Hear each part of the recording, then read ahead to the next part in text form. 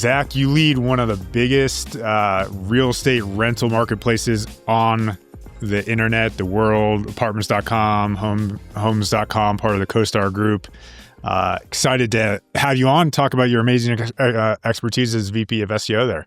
Excited to be here. Thanks for having me. Yeah. Obviously, what you're doing there is like one of the more competitive, difficult spaces in the internet in terms of real estate rentals, all those things. And there's so many interesting dynamics that come across that we'll get into. But one of the first pieces that I thought was interesting about your experience that I think would be interesting to share is you've done a ton of migrations, and you have an agency background as well. You consulted a lot of those as well. I'm curious what pitfalls you've seen. Maybe there's like a core lesson. And yeah, I'll ask a few other questions, but maybe start there. Yeah. What are some like common pitfalls or you see in that experience? Yeah, one of the biggest things that always sticks out to me on the replatforming side is generally a lack of communication and folks working well together. I feel like every replatforming I've been in at some point has had some kind of a lapse in communication where deadlines are changing, requirements are changing. You might run into an issue where something's not doable, but they just don't talk to you about it. I think the biggest one that always sticks out to me is you find out about the replatforming days before or days after it's gone live, and you have to try and account for that. So I would say one of the biggest pitfalls I always see is just having effective communication and making sure that everyone's on the same page and syncing with what's going on in the project. I would compare that to, in a lot of instances, folks generally change their URL structures during these. And there's cases where maybe that's good and not. I generally recommend trying to maintain URL structures unless they're truly poor. You're really trying to re-architect the site in some particular way. But redirect mapping is usually one I see not get the attention it deserves. Either folks are not thinking through the mapping that needs to exist, or they're not thinking through how to effectively implement the redirects. So most platforms, for example, you'll start to run into cases where, hey, maybe you've got too many redirects. It might start to slow down the performance of the site. Folks aren't thinking about using redirect rules or trying to have like a lookup table in the case of like a product or an e-commerce type of redirect strategy. The other one I've seen is folks that have just stacked redirect chains after one another. I had a client a couple years ago where they would just redesign their location pages every couple of years. And rather than redirect them all to the most current URL, they would just redirect them one to another. So the original page that existed 5-10 years ago is now going through this hop. And I like my cheesy analogies. I equate that to you've moved around in real life and you've done your change of address with the postal service, but you're still trying to send your mail and your packages to the first address and praying it shows up at the new one. It doesn't work, but I see so many folks still doing that. Yeah, it makes sense. And for these migrations, there's a lot of different opinions of like what to expect post-migration from a traffic loss or gain standpoint. I don't know if you could aggregate. I'm sure it's a depends question very, very clearly, but what is expectation on average when you migrate from one website to the next one? Yeah, it definitely isn't. It depends, I think. And it kind of depends on two big things to me is one, how much did you listen to your SEO and incorporate, your SEO team or group in the process? And I always like to tell folks, like, the more that you don't listen to the requirements I'm giving you, in theory, the more fluctuation and the longer that might take to resolve itself. The other piece I would say too is, are you changing your URLs or not? I've seen instances where, you're just redesigning a page template or doing a CMS upgrade. You're sticking with the same URL structures. It gets processed a lot more quickly, and you don't have to worry about that as much. But I've seen instances where the URLs have changed where it's as short as a week, a couple days, and I've seen it take 6+ months in the past, just depending on how much they listen. Were they able to do the redirect mapping? How frequently is Google crawling the site? Can you get Google to go and see pages that are crawled less frequently sooner? Those kind of really depend on what you're able to do and how big the migration is and if folks are listening to what you say. But I've seen usually about 3 to 6 months is probably about average. And that kind of leads into a recommendation I always kind of have is either make sure you're timing this appropriately. I had an e-com site that wanted to launch the replatforming in October, right before Black Friday and the holiday season. Don't do that. And I've also had folks where, hey, we need traffic coming into our site. Okay, you might want to maybe allocate your paid budget to be a little bit heavier there until you can get the organic traffic to kind of settle out and everything kind of goes back to where it was. But just kind of thinking through that before you hit go.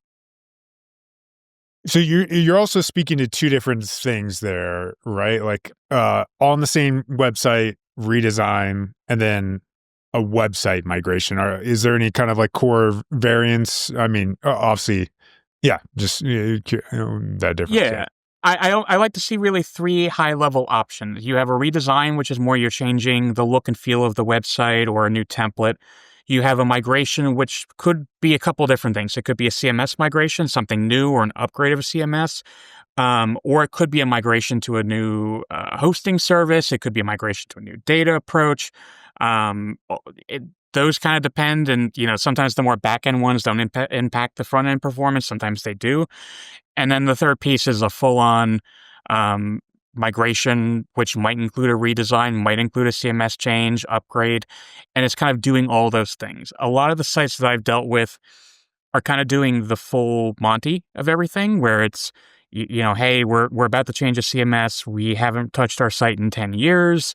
We need to migrate the content. We need to redesign it so that's a little bit more modern. That's generally where my fun is kind of doing the ones that have all the components in them. But I've definitely done the smaller ones where, hey, we're just going to redesign our product page template. And that's a little bit easier to work with. And that's just making sure it's coded correctly and incorporates the right pieces of information.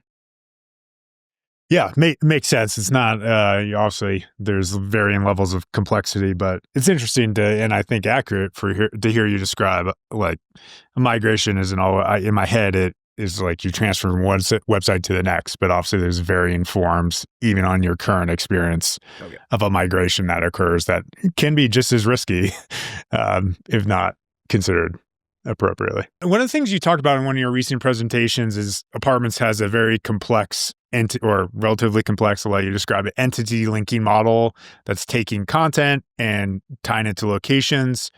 How does that work, and how's that moving the needle for you? Really, what we're effectively trying to do is tie relevant content and information together. It's kind of the whole idea of vector embedding along that realm. Like, you're trying to find the related keywords and have the linking kind of go into the page that makes the most sense. So really what we're doing is, let's say you get down to a certain geography, city level. We talk about the different neighborhoods or counties kind of up to the state level that might exist there. We'll talk about universities, different POIs. We have pages that support all these things on apartments.com. So, let's say we're referencing, I'm in Atlanta, we're referencing Emory University or Georgia Tech. In that case, we're trying to have that logic that says, hey, we've referenced this particular entity, tie it back in our back-end process that says, hey, this phrase ties to this particular URL structure, and then effectively implement the linking. So we'll go through and do analysis on a regular basis, have it perform kind of that mapping and saying, hey, we're talking about these things. Let's make sure we're connecting to the right URL structures. We'll update our content pretty frequently as well. So we'll need to really kind of go through and say, hey, we just refreshed this content. We might have referenced some new entities. Let's make sure we're pointing to the right thing. So yeah, like, this is a good example where kind of what I was shown in my last talk. You have San Diego, but you have all these neighborhoods, and we're kind of talking about the top neighborhoods that exist within the city, and we're trying to get them down to the best neighborhoods that they might want to move to. So in this case, we're talking about, let's say, North Park or Mission Valley, and we've effectively implemented linking within this. But you'll also have linking sometimes that'll point to our data-driven and informational pages, like average rent data, cost of living data. You'll also see at the bottom, we have this learn more about living in San Diego, where we have these pages that kind of say, hey, you're moving here. You might not know anything about the city. What's cool about it? What are some of the things to do? What are some of the top neighborhoods to live in? And really trying to help support that renter journey. But the idea is to have all these pages linked back to one another. That helps, A, from a crawling and authority flow perspective to make sure search engines are seeing the content, nothing gets orphaned, but that we're driving authority from our top performing pages into the other ones. But B, it also provides that cross-linking experience opportunity for users to be able to jump down into that content. And we'd see a fair amount of interaction with these links too. So it's not like it's just an SEO play. I hate that phrase, but these are things that users are actually interacting with and going down into those pages on the site. Makes sense. So is this something you kind of are programmatically doing, or is it like, let's determine the 5 top neighborhoods under the city location kind of silo? Yeah. It's programmatic to a point where we want to focus on, like, in theory, authority scoring the pages that matter most. We don't want to flood the content with links per se, where it looks like a bad experience, or I think we've all seen the site where you've got 50 links in a one paragraph experience and that looks really bad. So we're kind of trying to prioritize the best callouts that we make there and saying, hey, this page type is a higher priority than this page type. These neighborhoods are ones that we focus on more within a particular area, so we want to call those out. So we can kind of structure them accordingly. We also have the ability of manually overriding these if we need to, or being able to go in and make HTML edits to content. It makes sense. So this is, I'm guessing, all of these kind of long tail pages such as North Park, apartments for rent and things, obviously have some long tail search demand as well. But was this a new model you rolled out and saw lift from, of like deploying these entities, or it was like a long tail page that didn't exist, or maybe that cross-linking had not currently exist to make it tangible? Yeah, good question. So historically, we've had cross-linking into these lower and higher portions of the geography funnel that exist, but they weren't as logically driven as we would have liked them to be. So, for example, you might get into a certain geography and it didn't reference the areas that we wanted to. So we would try and use the content to call out the key pages that we wanted within a particular area and then leverage the entity linking to do so.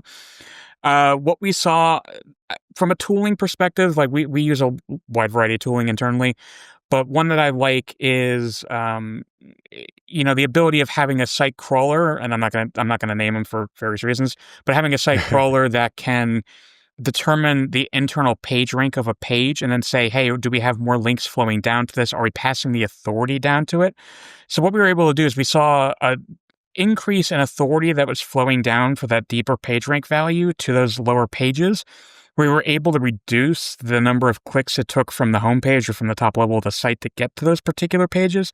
And then, we were able to see that have an impact on some elements of visibility, whether that be in traditional 10 blue link SERP, I'm going to use that in air quotes, or things like AI overviews. Do you have was it a testing model internally, or how do you kind of think about that? We do. We test extensively on our side. That's one of the biggest things I've always harped on, whether it's internally or clients I've worked with in the past, is to have a testing roadmap. I think if you're just taking a guess at what's working, or you're not testing new things, your competitors are going to eventually pass you if they are doing that, or they're trying to make changes to their site. So if you're able to do testing, then I think you can make a determination saying, whether it's something small as an H1 text change or a title tag text change to a wider page element change, then you can kind of say, hey, this is working. This has an impact on the core KPIs that we're looking at in this particular test. And then you can make more data-driven decisions on how you want to optimize the site moving forward. That balance that we're looking for, though, is, we do want to test for search engines, meaning we do a test based on a cohort of URLs rather than a test of cohort of users. But we also want to see, hey, are folks interacting with these elements on the page, or does it improve something like a click-through rate if we're changing a title tag? If I'm changing an element on the page, or users clicking on it? So we want to find that balance between understanding something that might impact your organic performance, your visibility, your rankings, as well as something that a user might interact with. And sometimes those are at conflict with one another, right? You might have an instance where, hey, this helped with rankings a little bit, but when folks got to the page, they weren't interacting with the element, or it just wasn't providing value, or vice versa. We want to make sure that we're not providing that negative user experience when it does provide value on the search engine side. Oh, have you actually ran a test that had a positive lift and you didn't deploy it because of an outcome like that? Yes. I can't speak to exactly what test Oh, it okay. was, but one thing we were playing with is an element on the page and moving it around. And in some cases, we tested on different page templates, and it worked great on some page templates, but not others. Why? I don't know. I kind of found that interesting, but it might be an intent level when you get to certain page types. So let's say something worked on bedroom pages, but didn't work on price point pages. So we were able to kind of see that and say, hey, this element didn't work globally. It might have helped improve our rankings organically, but let's say in this particular case, it moved down some advertisers on our site and then hurt the click-through rate to the listing detail pages that then reduced the overall conversions. So you have to kind of find that balance here where you're working with customers and with search engines to say, hey, that helped us with our rankings, but even though we have more folks come into the page because we were ranking higher, it hurt the on-page experience because these sites are now getting lower visibility for their particular community pages. It makes sense. So obviously the most important metric, conversion rate, dropped in this case, and that was kind of the stopping factor. I mean, obviously with apartments, they kind of come in and out in terms of what's for rent, what's not for rent, and that kind of very complex dynamic of how that's done. How do you think about managing that and these orphan pages? What's your kind of life cycle consideration there? Yeah. It I hate to say it depends. It depends on the property type, and that's really where the factor is here. On the multifamily side, and what I mean by that are apartment buildings and complexes. Generally, we don't see a building go entirely out of not having inventory. Usually there's always some type of a unit available. In that particular case, the page always kind of exists in perpetuity. Then it kind of depends on, hey, is that community advertising with us? Sometimes they'll say, hey, we're close to maxing out on our vacancy. We don't have any available. Let's lower our ad package, but we don't want to disappear entirely. Those pages generally do stick around unless there's a need to remove them from the site. On the single-family rental side of things, and how I would define that is like houses for rent, townhomes for rent, condos for rent, those differ a little bit more. In theory, the real estate space likes to keep pages in some form of perpetuity. And that allows, like, if you were to go to a homes.com or even, some of the other competitors that go directly against that, when a house goes off market, has sold, they generally still have a page where you can look at research data, the estimates of the property, is it going up or down, the estimates of the neighborhood. Apartments.com kind of functions in a similar way. We may have listings that go in and out. You have these kind of shorter term rentals where, you might be a couple months out and then it comes back on the market. In those particular cases, the best experience we've seen is to maintain pages and then have them, for lack of better words, be orphaned in that sense. It's not great from the search engine perspective, but those pages do come in and out of inventory. And I'll tell the same thing to an e-com client. I work with a clothing brand where, they had fall apparel, but they didn't sell it throughout the entire year, but they didn't want to start over every single time that apparel came back. So if they were maintaining the product, maintaining the category, sometimes they just go into the background and then they come back when they're needed. But in some cases, we might remove something entirely. There are elements of it depends in certain use cases, but for the most part, we try and maintain some type of permanence. In terms of the page not 404ing, that makes sense. Do they disappear from internal linking, or what's your kind of thought process there? They do. We have dynamic logic that kind of says, hey, is a property active or not? And it's going to deprioritize the ones that are not active. In most cases, that'll mean they kind of disappear from the search results entirely, but that page may still exist on the site. It just, you have to search for it specifically. Do you have any considerations about the state of that page comparatively? Like, do you put a lot of energy of like what a non-listed rental looks like? I smile because, interestingly, yes, we do. I mean, that's something that we're constantly talking about, is saying, hey, we do have folks that bookmark these listings and they'll end up there. But we don't want folks to leave because they have a poor experience that says, hey, I went and looked at this property. I was interested in it 3 weeks ago. It's now rented. In that case, we want to provide an alternative experience that says, hey, this one's no longer available, no longer advertising. but go check out this other property instead that might be nearby. So we'll try and backfill in related properties, and we'll still have information on the page if someone's looking for something like, hey, I looked at this listing in the past and I rented it, but it said it had X, Y, and Z, and it didn't actually have X, Y, and Z. You might have those cases. But yeah, we'll have this kind of similar nearby experience. It'll just become more prominent. So like this is an instance where, hey, you don't have available advertising or listings on the site, but we'll kind of still encourage folks to navigate to that other experience, but we'll keep and maintain that data if it does come back. Yeah, makes sense. That's a helpful experience. We're looking at just an example rental that is not for rent currently. Yeah.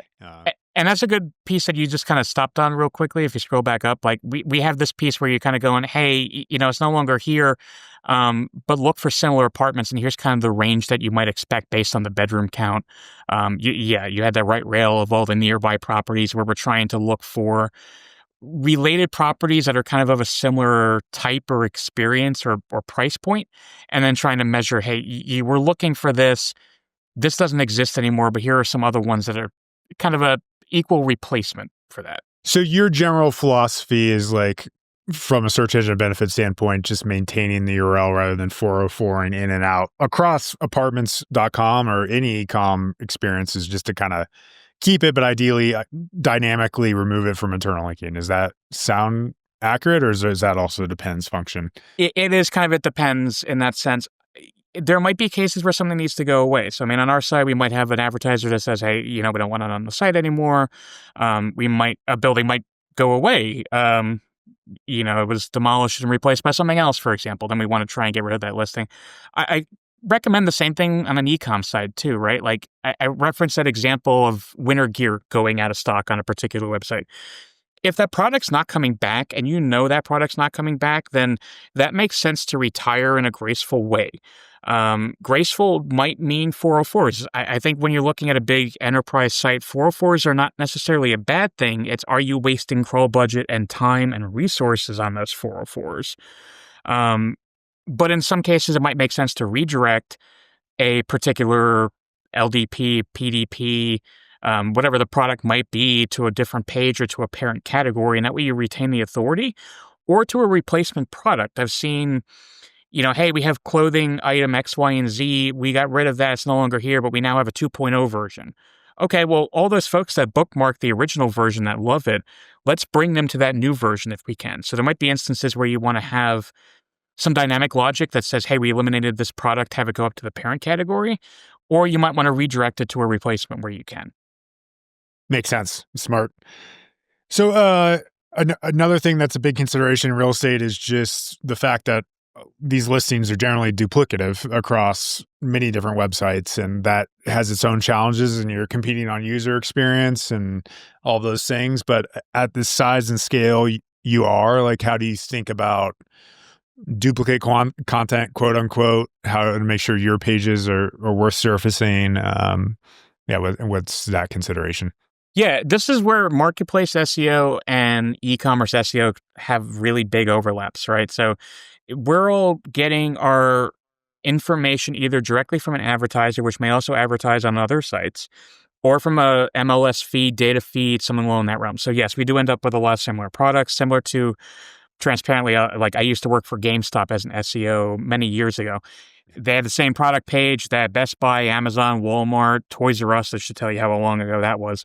They all had too. So finding that way of differentiating was key. So our approach is, hey, let's create supporting content. Let's create supporting data points, things that provide the user more value and experience, whether it's on the listing page or on the results pages, that differentiate us from the competition. So this is where you see things like our unique content, or we do long form blog content, both for landlords and for renters.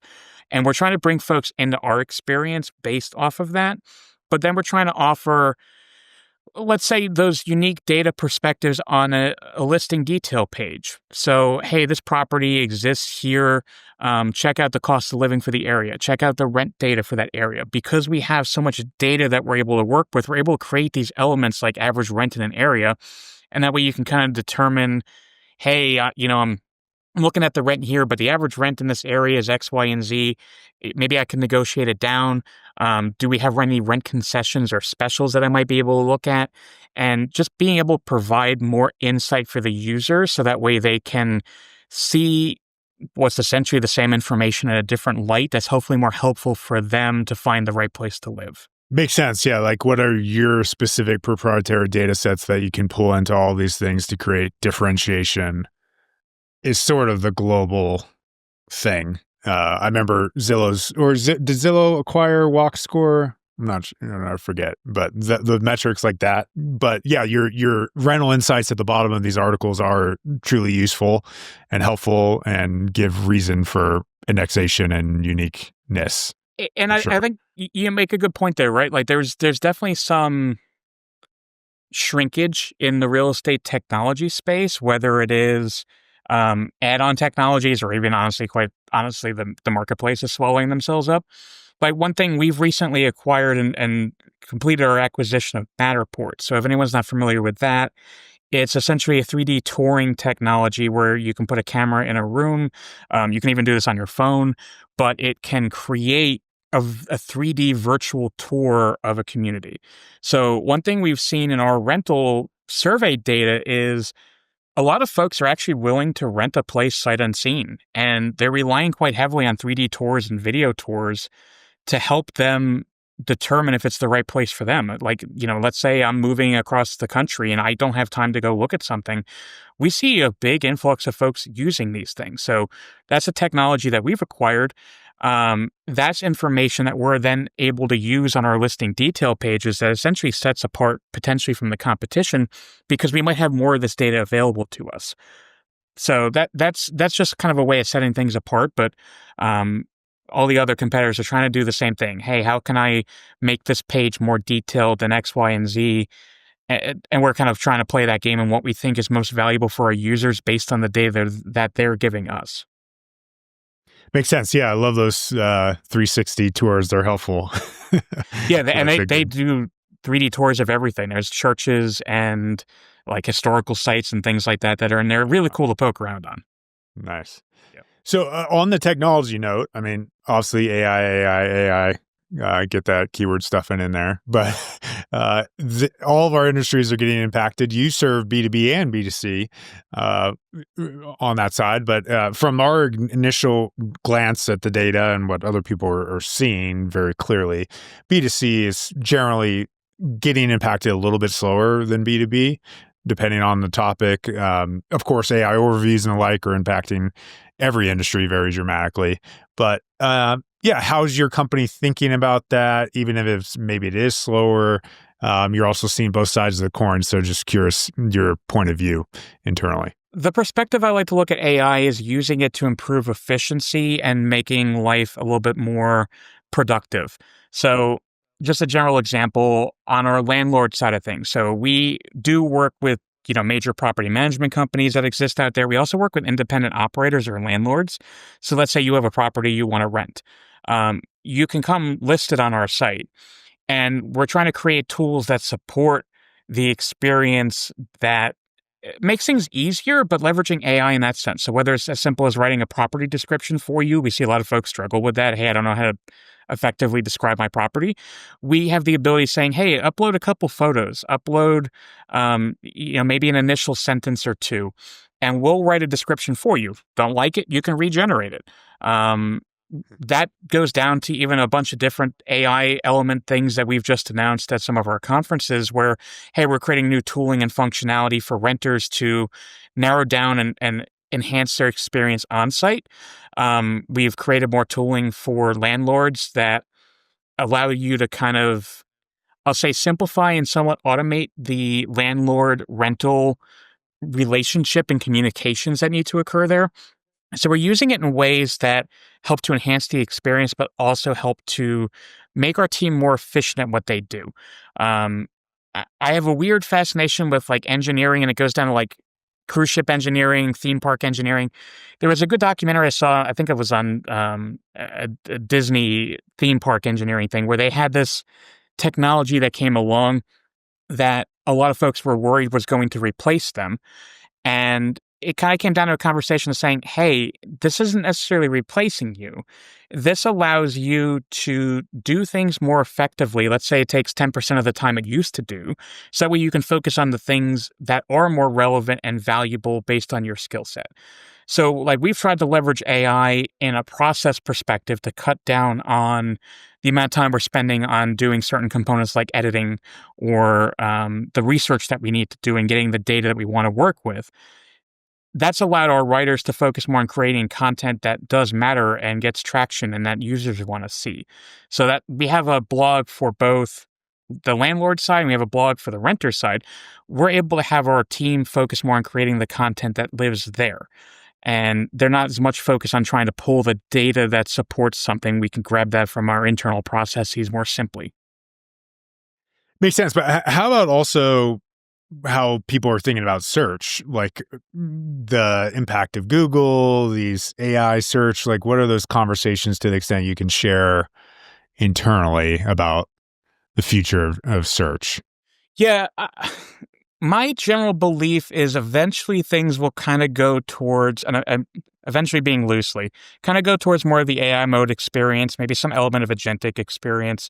I think right now what Google's advertising with what they showed at I/O is still kind of really in alpha phase, and you got to pay something like $125 or $250 a month for the agentic side of things. Eventually, that's going to get cheaper. Compute cost is going to get cheaper. So I think it's going to go towards a perspective where a lot of folks are leveraging agents, and it's a question of how you integrate that into your experience. We just recently announced at it's called NAA Apartmentalize. It's a national trade show for the rental and apartment side of things. Last week, a more on-site apartment-centric AI experience where you can kind of go through and work with our model context protocol and help you narrow down your experience more effectively. So like we're trying to look at that perspective, but we do need to work with how folks are getting into the site. We still see, even in instances where AI overviews have supplanted the traditional blue link for some of our informational queries, we still see plenty of folks interacting with our site and coming into that, meaning that they want to learn more.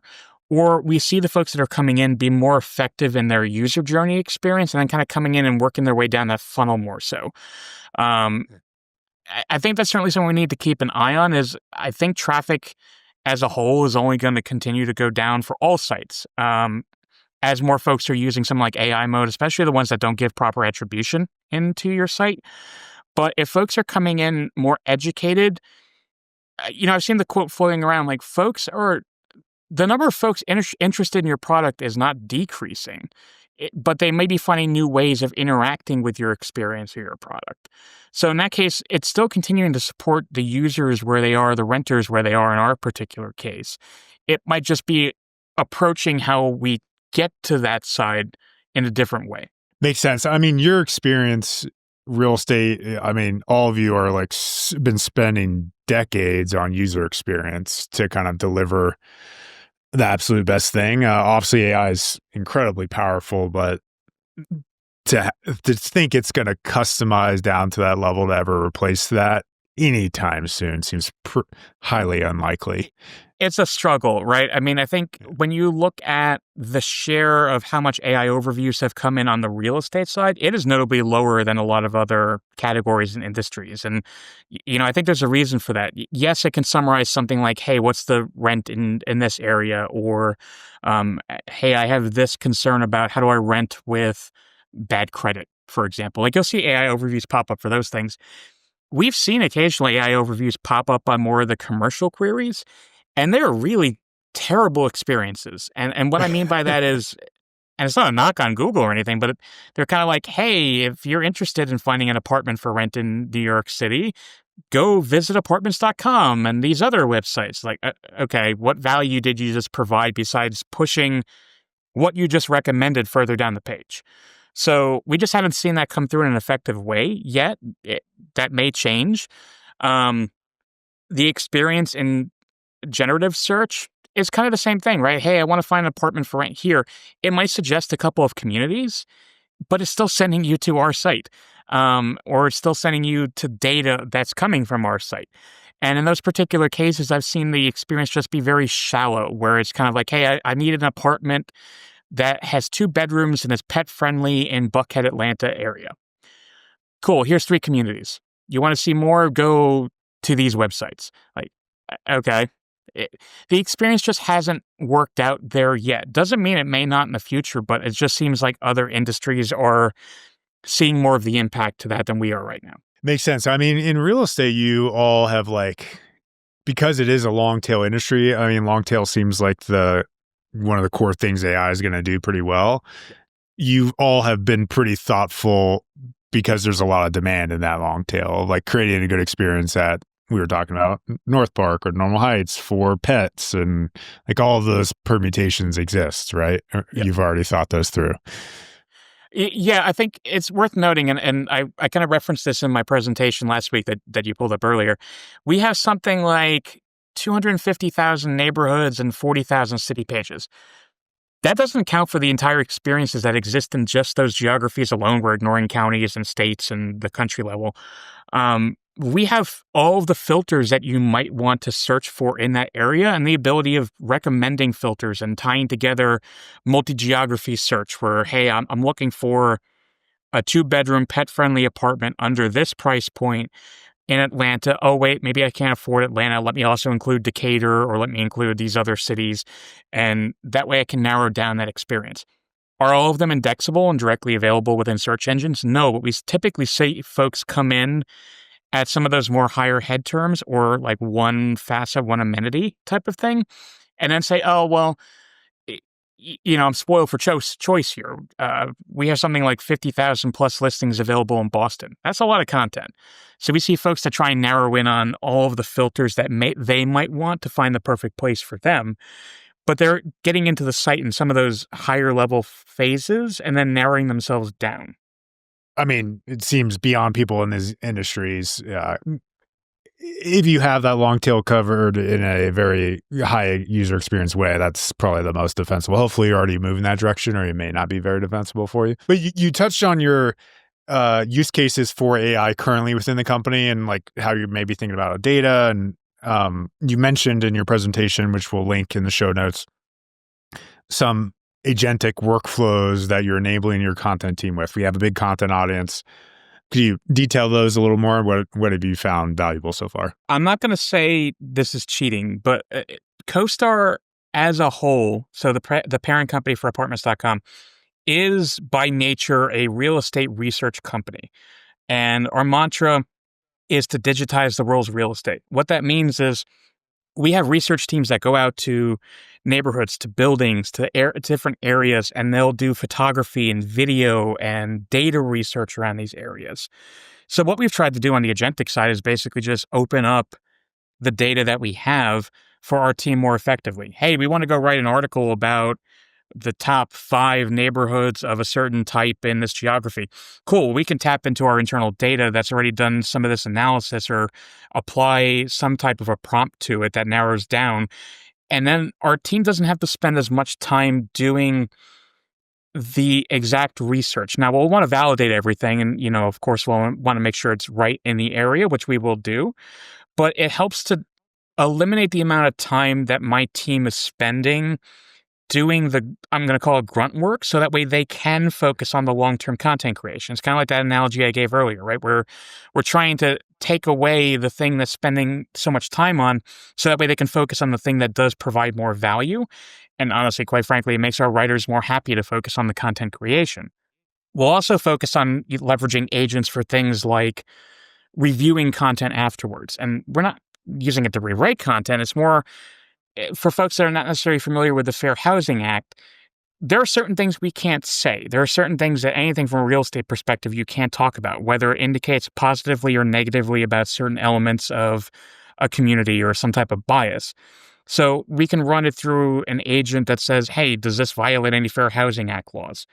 We'll still have to do some type of review and audit of that, but we're able to run it against different models and have it automatically kind of flag things to us that just might have naturally occurred in writing a piece of content. Because sometimes a writer might say, hey, I love this area because of X, Y, and Z. And that might be a violation, but they weren't thinking about that when they wrote it because they were just so passionate about talking about that topic. So we try and just find ways to improve that so that way our writers can focus more on what they need to do that provides value. Makes sense. So one of the things I think about there is someone who does digital PR, we do digital PR. It's always a challenge to get the data out of companies, and even for internal to data banks, like I imagine in some ways that can be sometimes a challenge. You'd often historically need a data analyst. Is there like a certain tool? I'm sure you have proprietary stuff that just makes that simple to extract out, or I don't know, there's like a recommendation for how to plug in that AI model into existing platform to be useful, if that makes sense. Yeah. Yeah, I'll say from our perspective, we have proprietary approaches that we've created in pipelines that essentially are front-end UIs that we've built and prompts that we've written and developed that go into pipelines that we have internally that we're able to pull from. My recommendation from an external perspective would be figure out how to access your data in a secure way and leverage the content that you essentially have available to you at your fingertips. And not all folks have this, and that might be a challenge. But you can also tap into third-party resources too. I've seen folks tap into like Wikipedia as a data source or the Google Maps API as a data source. And you can use some agents that might run against that to do certain things. Hey, I want to see if the name of a building has changed. Oh, cool. I'm going to go hit the Maps API and see, did that change? Oh, and I'll have it push that content change to my site live. So you might be able to do something like that, but I would encourage folks to make sure that their data is walled and somewhat private, like a ChatGPT Enterprise style thing or like a desktop-based LLM. There are certain things that maybe you want to put in a generic ChatGPT, but most companies are not going to want you to do that. But it's trying to figure out how to leverage that data that's available to you and kind of being crafty, saying, hey, maybe I don't have that first party, but what is that third party I could go and grab or work with or partner with? Yeah, as a public company that I know that is, we've had clients say they don't even want us to do anything in ChatGPT. Did you like develop your own model, or is it because it's public real estate data that technically everyone has, you just aggregate it better? Yeah, I'm curious what your internal policies, how you navigate that. And kind of a little bit of all the above. Like we do have walled off enterprise versions of some of these LLMs that we can tap into. In some cases, we've built proprietary or localized elements that we want to go and just tap into that on our side of things. In some cases, real estate data is common. Like we can bring in MLS data that's the same MLS data that pretty much anyone else might get and act off of that. So let's say, for example, I wanted to evaluate the quality of a listing. Should this be on our site or not? That feed comes in from some type of a third-party source, and we have to just do the analysis that says, hey, based on these elements that we look for in an AI agent evaluation, no, this property shouldn't be on your website. In other cases, it's the data and research that we've put together as CoStar Group. I'm sure at some point, listeners have probably seen either a homes.com or an apartments.com car driving around in their area. Those are our research teams that are going out there and gathering that data. So that's just a matter of, hey, how do we want to go and get that data more effectively internally because it lives in a separate area and we just want to access that data in a way that we can be efficient. Nice. Well, this is great, Zach. I'll link to your deck from PubCon in the show notes. So everyone check that out. Check you out on X and Blue Sky. You're active, and LinkedIn. Yep. How would you maybe you could do the best job of hitting the spelling for the people who are listening to this, or pronunciation? So Twitter or X and Blue Sky, I'm at Zach Chahalis, so ZachChahalis. On LinkedIn, find me at my full name, Zachary Chahalis. But feel free to connect with me, follow me. I'm sharing pretty constantly and regularly, but look forward to interacting with people. Yeah, thanks for coming on, Zach. Thanks for having me.